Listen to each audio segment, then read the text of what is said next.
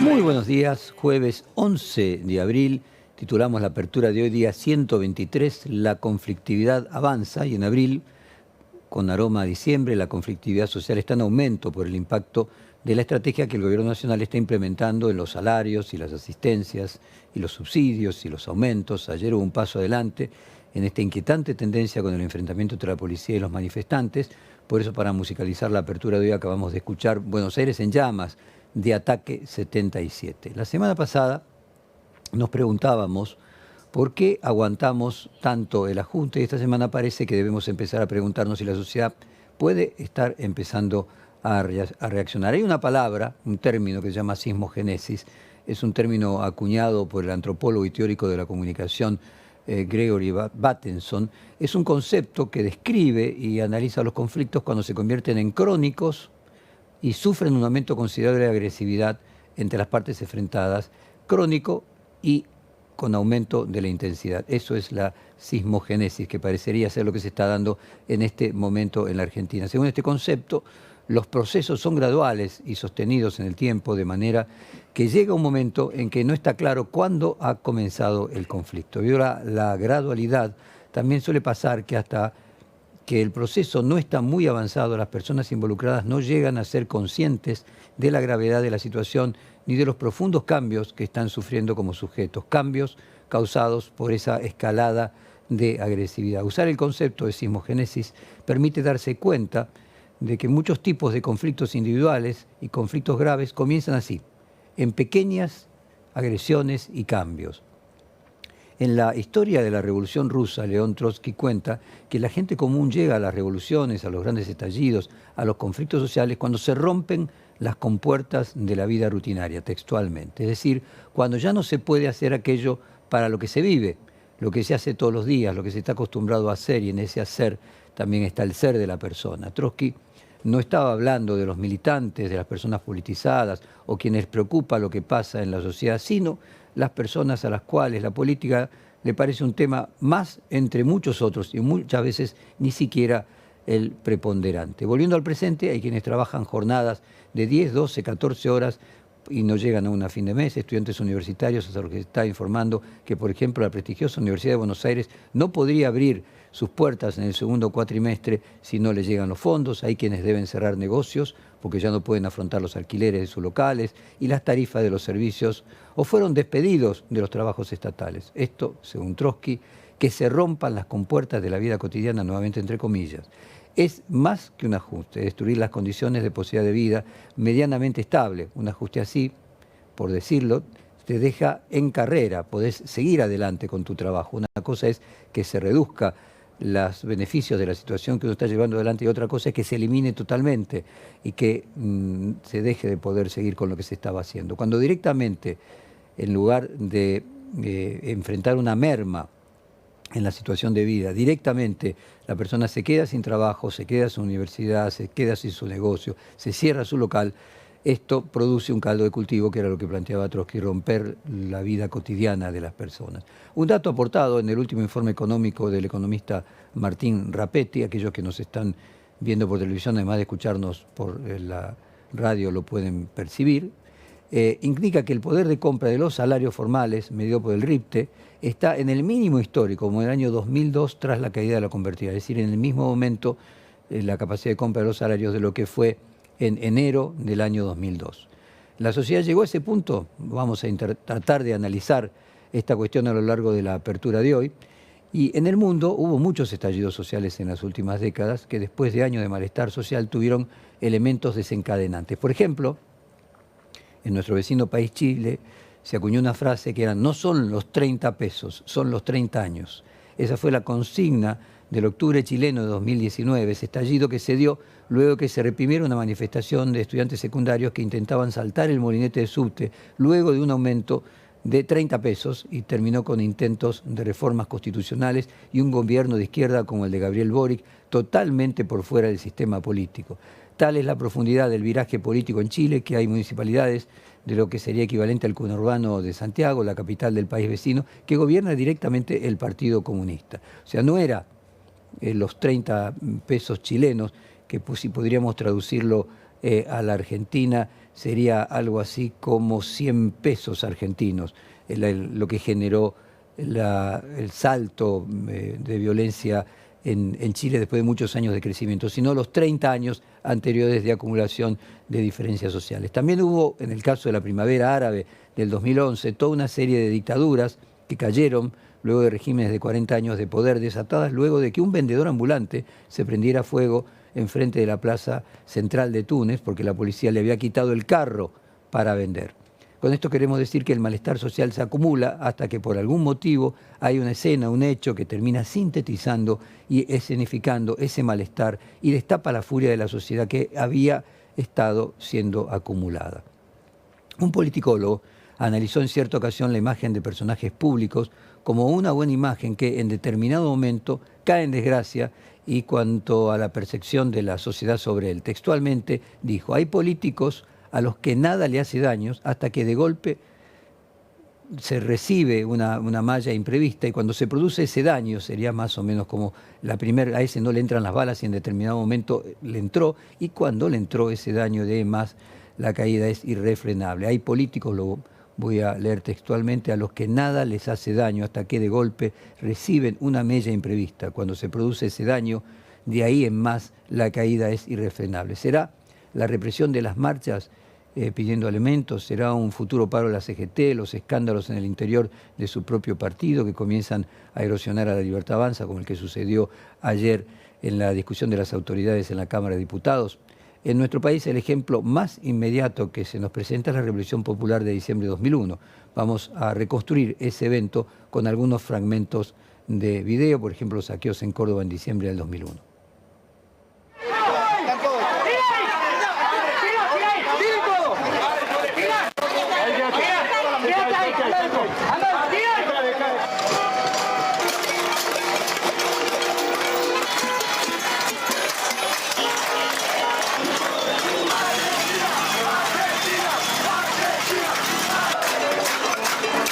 Se están dando un abrazo simbólico. Fíjense en este encuentro simbólico de la gente de abrazo.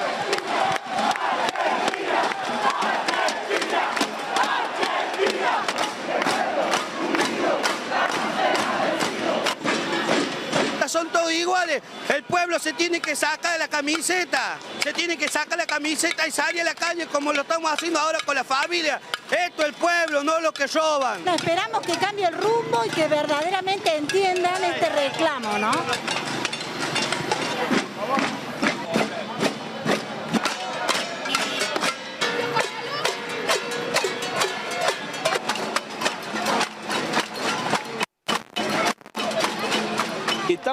Esto que acabamos de escuchar, aquellos que nos ven por televisión de ver, son eventos en Córdoba, eventos que terminaron de hacer explotar la conflictividad social y que podrían ser más de uno. Cuando el entonces ministro de Economía, Domingo Cavallo, anunció el corralito y luego cuando el presidente Fernando de la Rúa en cadena nacional decretó el estado de sitio. Vamos a escuchar ese momento del 19 de diciembre del 2001. Culmina un día difícil. Han ocurrido en el país hechos de violencia que ponen en peligro personas y bienes y crean un cuadro de conmoción interior. Quiero informarles que ante eso he decretado el estado de sitio en todo el territorio nacional e informado al Honorable Congreso. Nuestro país vive horas difíciles que muestran la culminación de un largo proceso de deterioro.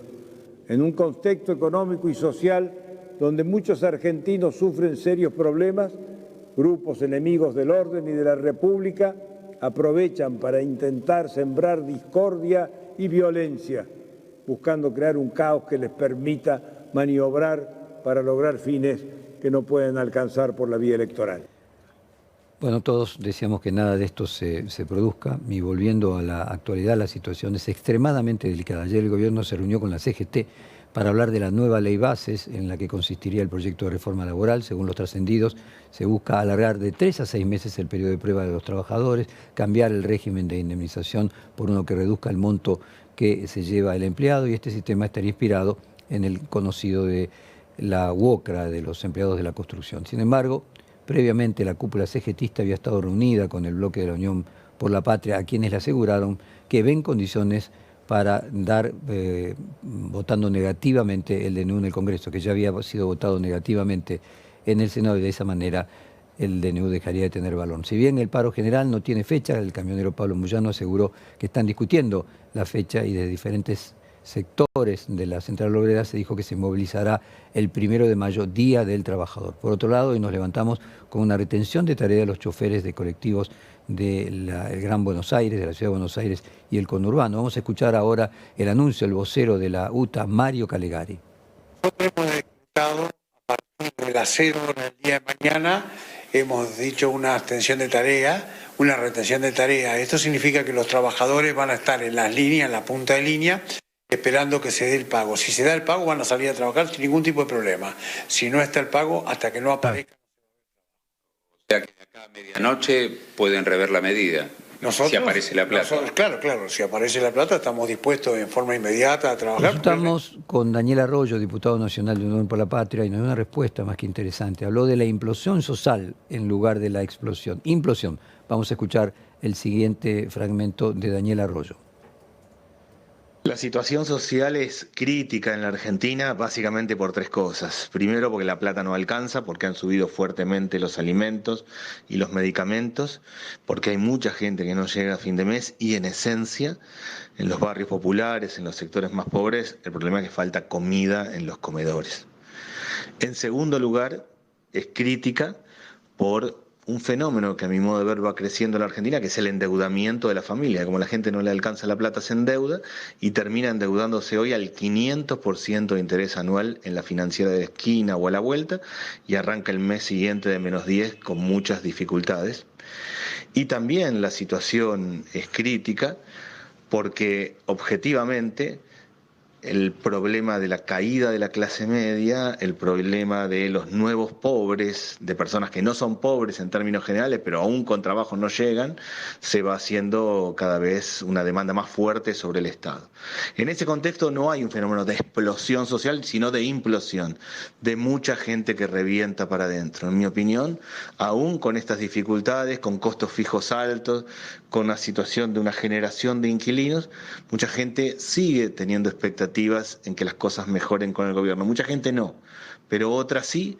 Unos y otros viven un fenómeno de implosión social, de mucha tensión, de reventar para adentro, de una diaria difícil y compleja para las familias. Por otro lado, Gabriel Solano, dirigente del Partido Obrero, tiene una opinión bastante distinta a la que acabamos de escuchar de Daniel Arroyo, que es de Unión por la Patria. Vamos a escuchar a Gabriel Solano.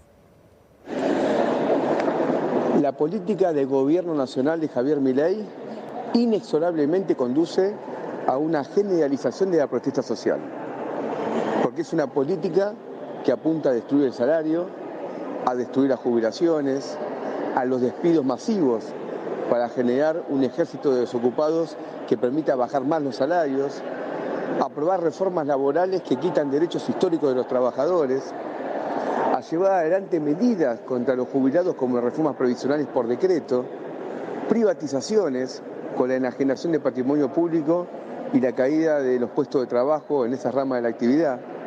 Y en Argentina, que por suerte tenemos un pueblo que es luchador, que es un pueblo que pelea, que ha defendido sus derechos contra diferentes gobiernos, no va a pasar ahora que este tipo de anuncios y de aplicaciones de medidas de ajuste no lleven a una protesta. Ahora bien, hay desafíos para que esto ocurra, porque tenemos direcciones sindicales, especialmente la dirección de la CGT, que lejos de apoyar activamente a los trabajadores, está en una política de negociación con el gobierno. Hay intereses particulares, intereses de casta, diría yo, de estos dirigentes sindicales, que los llevan a una negociación con el gobierno y a alejarse de los reclamos genuinos de los trabajadores. Pero más allá de este tipo de agachadas de los dirigentes sindicales, seguramente por abajo, en luchas en las barriadas, en luchas en las fábricas, en un conflicto estudiantil y universitario que empieza a generalizarse, con una marcha que va a ser masiva con seguridad el próximo 23 de abril, vamos a tener en Argentina una pulseada entre los trabajadores, los sectores populares y el gobierno. ¿De quién gana esa pulseada? Va a ser quien gane en Argentina. El sociólogo Carlos De Angelis habla de una particular teoría del conflicto y del rol equivocado que tiene el Estado argentino conducido por Milei. Vamos a escuchar ahora la opinión del sociólogo Carlos De Angelis. Gassel es un economista austríaco, pero que ha dedicado su vida a analizar el conflicto. Él es el creador de una escala internacionalmente utilizada para analizar situaciones de conflicto a nivel internacional y que está organizada en 9 etapas o 9 fases, porque él piensa, y esto es lo más interesante, que el conflicto es un fenómeno dinámico y que suele escalar.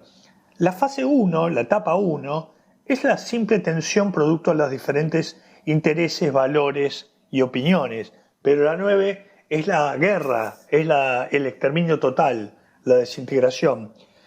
Si uno mira la Argentina a la luz de esta escala, va a encontrarse que permanentemente está entre la etapa 5 y la etapa 6, es decir, construyendo oponentes, denigrándolos, estereotipándolo y fácilmente pasando a la etapa 6, la amenaza sobre la persona, sobre lo material. En la etapa 5 apuntaba fundamentalmente a atacar lo simbólico, lo subjetivo. En la etapa 6 ya uno ve que el sujeto se siente amenazado. ¿Cuál es la función del Estado? Bueno, suponemos que el Estado está creado precisamente para mediar en los conflictos que aparecen en la sociedad civil. Sin embargo, cuando el Estado, un jefe de Estado, en el caso de Milei, es parte del escalamiento, la sociedad se queda con pocas herramientas para poder desescalar el conflicto. Sobre todo en una sociedad donde una situación económica que viene trascendiendo en el tiempo está permanentemente en pleno conflicto social, económico, político, etc. Bueno, como decíamos, en esa sismogénesis en el que se va avanzando paso a paso, otra de las claves fue ayer la situación en la 9 de julio, donde habían tomado por sorpresa los movimientos sociales la 9 de julio y luego fue desalojada por la Fuerza de Seguridad. Vamos a escuchar uno de esos momentos de ayer en la 9 de julio. Les pusieron, mirá, piden que paren. Acá hay un grupito que piden que paren porque hay un chico herido acá. Hay una persona herida, atención, sí. Que hay una persona herida. Sí. Ahí viene, cuidado. Acá está, acá pasa la policía, a ver. Avanza por la vereda llegando. Estamos llegando prácticamente al ministerio. Mirá, acá hay un chico que está tirado, herido, están pidiendo que paren. A ver, vamos a hacer. Bueno, mientras tanto la policía sigue avanzando. Facundo, a ver, vení, a ver qué tiene este chico. A ver, ¿qué tiene el chico? ¿Qué tiene? Una convulsión. Bueno, a ver, una convulsión, atención. me dice. Bueno, muy fuertes, aquellos que además de escucharnos están viendo las imágenes y en algún punto se comparaban con aquellas que colocamos al comienzo del 2001. Vamos a ver ahora otro fragmento del accionar del protocolo antipliquete implementado por la ministra de Seguridad, Patricia Bullrich. A la policía que comenzó... Cuidado, Mariela, bueno, un detenido. Ay, un detenido. ¿Se está llevando a una persona detenida? Sí. La policía de la ciudad, en este caso... Un efectivo de la policía de la ciudad, se lo están llevando. Bueno, le pegan. Le pegó unos golpes de puño en la cara, ¿no? Le pega, acá hay otra persona detenida. Tres Otra detenidos. persona le están sacando las mochilas, bueno, lo tiran en el piso. Okay. No, qué imagen, por favor. ¿Esta no es la persona que vimos cómo la detenían en vivo? Sí, el que arrastra. Le pegaban piñas en la cara, ¿sí? Es esta persona. Bueno, la situación de ayer además tuvo a varios colegas que se encontraban ahí, mobileros, productores, camarógrafos, fotoperiodistas, que hacen a que el gobierno tenga siempre alguno mirando y lo hacen de lo que sucede, mostrándoselo a la sociedad, y terminaron heridos. Vamos a escuchar al jefe de gobierno porteño, Jorge Macri, diciendo hubo 2 periodistas lastimados, es una pena. Hubo 2 periodistas lastimados, cosa que lamentamos obviamente y que es una pena. Tenemos que seguir mejorando la manera en la que trabajamos en concordancia entre la necesidad de ordenar estas marchas y la necesidad de informar. Un periodista de Crónica y un periodista de La Nación Más.